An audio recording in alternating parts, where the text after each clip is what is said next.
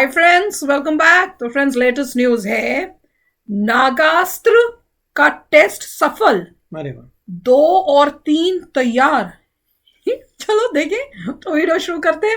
Video शुरू करने से पहले अगर आप चैनल पर नए हो और आपने अभी तक सब्सक्राइब नहीं किया है तो जल्दी से पहले सब्सक्राइब के बटन बेल आइकन को क्लिक कर लो ताकि आपको हमारे सारे न्यू वीडियोस के नोटिफिकेशन मिल जाए जैसे हम अपलोड करें। अगर आपको वीडियो पसंद है प्लीज लाइक एंड शेयर। चलिए शुरू करते हैं। पता है मैं क्या सोच रही हूँ? मैं ये सोच रही हूँ कि हमारे जो वेपन्स के नाम होते हैं ना, हथियारों के, इतने कमाल के होते हैं। नागास्त्र, ब्रह्मास्त्र, नाग अस्त्र वही तो नाग ऐसा मरेगा। हाँ, मुझे सबसे ज्यादा डर लगता है सांपों से। वो तो सांप का भी मर वो है नाग। पर देखते हैं क्या है। ठीक है, चलो वीडियो शुरू करते हैं। नमस्कार दोस्तों, स्वागत है आपका हिंदी नॉलेज शो में। तो दोस्तों, से कुछ ही देर पहले एक बहुत ज्यादा बड़ी खबर आई है और इस खबर को सुनने के बाद दुनिया भर के जितने भी मिलिट्री एक्सपर्ट हैं सभी इस बात को कह रहे हैं कि भारत पर नजर रखिए, क्योंकि भारत ऐसे खतरनाक टेक्टिकल हथियारों की एक फौज तैयार कर रहा है जो उसके दुश्मन देशों पर कहर बनकर टूटेगी। और उससे भी ज्यादा खतरनाक बात यह कि भारत के इन टेक्टिकल हथियारों को रोक पाना हद से ज्यादा मुश्किल है। और चीन के विशेषज्ञ सबसे ज्यादा इस बात से डर रहे हैं कि भारत ने जो ये हथियार तैयार किया है ना, ये तो तैयार हो चुका है, इसके टेस्ट कंप्लीट हो चुके हैं। इसका जो सेकंड वर्जन है जो इससे भी ज्यादा खतरनाक है वो भी लगभग तैयार हो चुका है। और इसका जो थर्ड वर्जन है उसका काम भी बहुत तेजी से चल रहा है, वो अंडर डेवलपमेंट है। यानी कि अगर चीन एक का तोड़ निकालेगा भारत उससे खतरनाक बना लेगा, चीन दूसरे का तोड़ निकालेगा भारत उससे भी ज्यादा खतरनाक बना लेगा। भारत की इसी रणनीति से हमारे दुश्मन देश फंस चुके हैं। लेकिन हम यहाँ पर किस खतरनाक टेक्टिकल हथियार की बात कर रहे हैं? दरअसल अब से कुछ ही देर पहले खबर आई है कि भारत ने आज नागास्त्र 1 के सभी यूजर ट्रायल कंप्लीट कर लिए हैं। इतना ही नहीं, जहां नागास्त्र 1 के टेस्ट कंप्लीट किए जा चुके हैं वहीं नागास्त्र 2 और नागास्त्र 3 पर भी बहुत बड़ी खबर है। लेकिन वो आपको मैं बाद में बताऊंगा, पहले जान लेते हैं नागास्त्र है क्या। तो दोस्तों, नागास्त्र एक लोइटरिंग म्यूनिशन सिस्टम है। मतलब कि आसान भाषा में बताऊं तो इसे एक ट्यूब से लॉन्च किया जाता है और जब ये ट्यूब से लॉन्च होता है तो एक मिसाइल जैसा लगेगा, लेकिन हवा में रिलीज होते ही एक छोटे ड्रोन का रूप ले लेगा। और इस लोइटरिंग म्यूनिशन में कैमरा और सेंसर के साथ साथ एक एक्सप्लोजिव भी होता है। जी हाँ, जो नागास्त्र 1 है इसकी है करीबन 1.5 किलोग्राम तक की वारहेड ले जाने की क्षमता और इसकी रेंज है लगभग 15 किलोमीटर। आप कहेंगे कि यार ये तो बहुत कम है, तो टेंशन मत लीजिए, अभी आगे मैं आपको नागास्त्र 3 के बारे में बताऊंगा तो आप वहां संतुष्ट हो जाएंगे। तो इसकी जो कार्य प्रणाली है बहुत ही सिंपल है। आप इसे लॉन्च कीजिए, ये दुश्मन के करीब जाएगा और कैमरे की वजह से आप कंफर्म कर सकते हैं कि जिस टारगेट को आपको खत्म करना है वो मौजूद है या नहीं। जैसे ही टारगेट कंफर्म हुआ आप इसे छोड़ दीजिए, दुश्मन के ऊपर गिरेगा और खुद को उड़ा लेगा। ये इसकी कार्य प्रणाली है। अब इसके फायदे क्या हैं? सबसे बड़ा फायदा तो है कॉस्ट का। जहां मिसाइलें कई कई करोड़ रुपए की होती हैं, इसकी कीमत मात्र कुछ लाख रुपए होती है। दूसरा बड़ा फायदा कि मान लीजिए आप जिस टारगेट को खत्म करना चाहते हैं आपने वहां पर करोड़ों रुपए की मिसाइल दाग दी, अब आप कंफर्म नहीं कर सकते कि वो टारगेट वहां पर था या नहीं था। अगर नहीं था तो आपकी मिसाइल भी वेस्ट गई।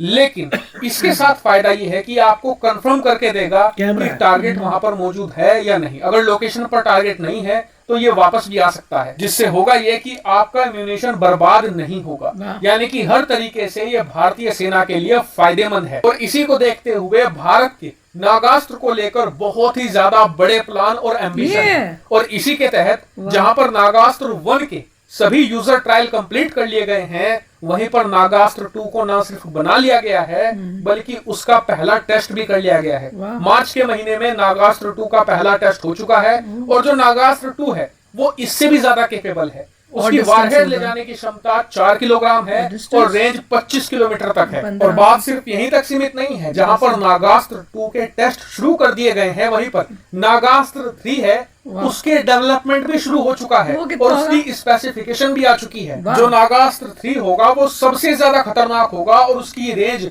4 गुना होगी। जी हाँ, नागास्त्र 3 की जो रेंज होगी वो 100 किलोमीटर होगी और उसकी वारहेड यानी एक्सप्लोजिव ले जाने की जो क्षमता है वो 15 किलोग्राम तक होगी। यानी कि बड़े से बड़े टारगेट को ध्वस्त कर देगा लंबी से लंबी दूरी तक जाकर। इतना ही नहीं, कहा भी जा रहा है कि भविष्य में इससे भी ज्यादा लंबी दूरी के म्यूनिशन बनाएगा भारत। और आपको बता दूं कि भारत इन लोइटरिंग म्यूनिशन की एक पूरी फौज तैयार कर रहा है कि नागास्त्र 1, 2, 3 के साथ साथ भारत की प्राइवेट कंपनियां जैसे कि टाटा भी अपना लोइटरिंग म्यूनिशन बना चुकी है, उसका टेस्ट भी सफलतापूर्वक किया जा चुका है और भारत की और छोटी कंपनियां भी इस काम में लगी हुई है। ताकि मैं आपसे रिक्वेस्ट करूंगा कि आप चैनल को सब्सक्राइब करके रखना, क्योंकि इस मामले पर आगे भी बड़ी अपडेट आएगी, मैं तुरंत आपको वीडियो बनाकर सूचित कर दूंगा। फिलहाल इस वीडियो में इतना ही। Thank you very much for watching. कमाल है यार, कमाल। मतलब अभी पहले को किया है, उसके साथ साथ दूसरा और तीसरा भी रेडी हो रहा है। दूसरे को भी टेस्ट कर लिया है, दूसरा वर्जन जो उससे बेटर है पहले वाले से, और तीसरे का तो वो भी शुरू हो गया उसका काम। मतलब देखिए, तो काम तो चलता रहेगा, तीसरे के बाद चौथा आएगा, पांचवा आएगा, छठा आएगा, वो तो काम चलता रहेगा, राइट। वो तो काम ऐसे ही होता है कि एक के बाद रिवीजन होते रहे, लोग अपना उसी काम में है। फास्ट हो रहा है यार, वो कमाल की बात। मजे की बात यह है कि अगर टारगेट नहीं मिलता वापस आ जाएगा, एम्यूनिशन बच गया। क्योंकि आप मिसाइल फेंकते हैं, वन वे ट्रैक है, ऐसा वहां जाके ऐसा तो है नहीं कि आपको हिट करेगी, अल्टीमेटली कहीं ना कहीं तो जाएगी इसमें। और ये भी अच्छा बात है कि निकल रहा है ट्यूब से, मगर ट्यूब के बाद एक्सपैंड होता है पूरा। ट्यूब के बाद उसके जितने भी विंग्स हैं वो खुलते होंगे, उसके बाद जाता होगा, और कैमरा भी है, और वहां डिस्ट्रॉय करता, नहीं डिस्ट्रॉय किया तो वापस आके लैंड करता होगा, क्योंकि दिख ही रहा है प्लेन टाइप लग रहा था, प्लेन टाइप है, तो आके लैंड कर जाएगा, तो तभी आपका प्लेन टाइप माल बच बनाया गया होगा कि लैंड हो जाए। और उसको इसलिए डाला है ट्यूब में कि जल्दी से फटाफट फायर कर सके, लाइक अ मिसाइल। तो फायर कर दिया इससे पहले कि, क्योंकि आपको रनवे कहाँ से आएगा। देखिए, अगर उड़ाने के लिए रनवे चाहिए तो सीधा उन्होंने बोला कि मिसाइल की तरह जाओ, जिससे फटाफट फेंको, कोई रनवे नहीं आपको चाहिए, उड़ता हुआ जाएगा, वापस आ जाएगा, या वहां पर गिरेगा और सुसाइडल है, डिस्ट्रॉय होके पूरे को खत्म हो जाएगा। तो काफी अच्छी चीज है, और अच्छी बात है कि अब मतलब दूर का सोच रहे हैं और खुद मेड इन इंडिया हो रहा है। वही सबसे बड़ी बात सबसे बड़ी बात यही है। और इसी सारी टेक्नोलॉजीज जुड़ी हुई हैं। अगर आप ये कर सकते हैं, ऑब्वियसली आप ड्रोन कर सकते हैं, क्योंकि आपने अल्टीमेटली इसमें ड्रोन को ही लॉन्च किया है, इंस्टेड कि वो रनवे से गए वो जाए, वो ट्यूब से निकल रहा है। तो टेक्नोलॉजी ड्रोन वाली है, कैमरा वाला है, सेंसर वाला है, कंट्रोल होगा, वापस आएगा।